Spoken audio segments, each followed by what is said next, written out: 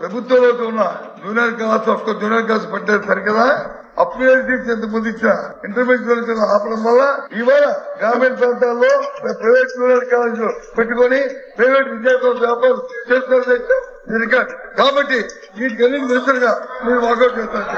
అధ్యక్ష, నిజం అనేది కొంచెం చేదుగా ఉంటుంది అధ్యక్ష, అబద్దం తీయగా ఉంటుంది అధ్యక్ష.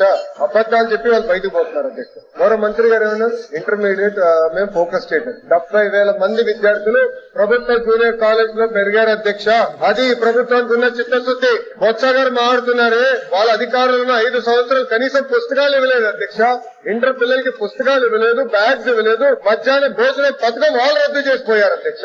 వాళ్ళు మమ్మల్ని అడిగే నైతిక హక్కు లేదు అధ్యక్ష. మధ్యాహ్న భోజన పథకం మేము అమలు చేస్తున్నాం. ఇంటర్ పిల్లలకి పుస్తకాలు మేము ఇస్తున్నాం. ఇంటర్ పిల్లలకి ఇప్పుడు సెపరేట్ గా ట్రైనింగ్ ప్రోగ్రామ్ పెట్టి 100 డే యాక్షన్ ప్లాన్ పెట్టి 10th క్లాస్ పిల్లలకి ఇంటర్ క్లాస్ పిల్లలు పెట్టి ప్రైవేట్ రంగంతో ధీటుగా మేము పోటీ పడాలని లక్ష్యంతో మేము ఉన్నాం అధ్యక్ష. అది మా లక్ష్యం అధ్యక్ష. వాస్తవాలు వినకుండా వాకౌట్ చేస్తాను. అదే నేను వాళ్ళకి ప్యాషన్ అధ్యక్ష. ప్రతి దానిపైన ఈ తలుపు నుంచి వెళ్తారు, తాగే టీ తాగుతారు, మళ్ళీ అదే తలుపు నుంచి ఇటు వచ్చి ఇక్కడ కూర్చుంటారు. అంటే నిజంగా చిత్తశుద్ధి ఉంటే సమాధానం చెప్పుండొచ్చు. మాకు చిత్తశుద్ధి ఉంది కనుక ఈరోజు మేము నుంచుని మేము సమాధానం ఇవ్వగలుగుతున్నాం. సమస్యలు ఉన్నాయి లేదా నేను అన్నట్లా, కానీ వినేదానికి సిద్ధంగా ఉన్నాం, పరిష్కరించడానికి సిద్ధంగా ఉన్నాం.